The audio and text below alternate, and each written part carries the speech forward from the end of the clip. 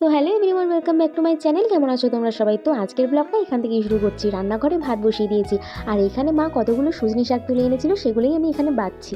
আর এইদিকে দেখো, ঢ্যাঁড়স গাছগুলো অনেক বড় হয়ে গেছে। তো মানে বড় হয়ে গেছে বলতে কি, বুড়ো হয়ে গেছে, সেজন্য ফলন কম দিচ্ছে। আগে যখন ছোট ছোট ছিল অনেক ফলন দিয়েছে, অনেক ঢ্যাঁড়স হয়েছে, আমরা অনেক ঢ্যাঁড়স খেয়েওছি। আর বিকেলবেলা হচ্ছে আমার বাবা এখানে আনারস নিয়ে বসে পড়েছে, আনারসটা কাটবে বলে। কি সুন্দর ডিজাইন করে কেটেছে দেখো। মানে আনারসের তো চোখ থাকলে বলে মুখ চুলকায়, সেজন্য চোখ বাদ দিয়ে দিয়ে এইরকমভাবে আনারসটা কাটা হয়েছে।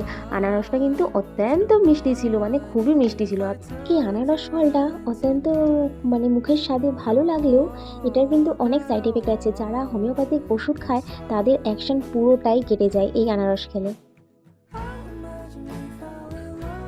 তো বিকেলে একটু ছাদে উঠেছিলাম, খুব সুন্দর হাওয়া দিচ্ছিল আর মেঘলাও হয়ে গেছিলো পুরো আকাশটা।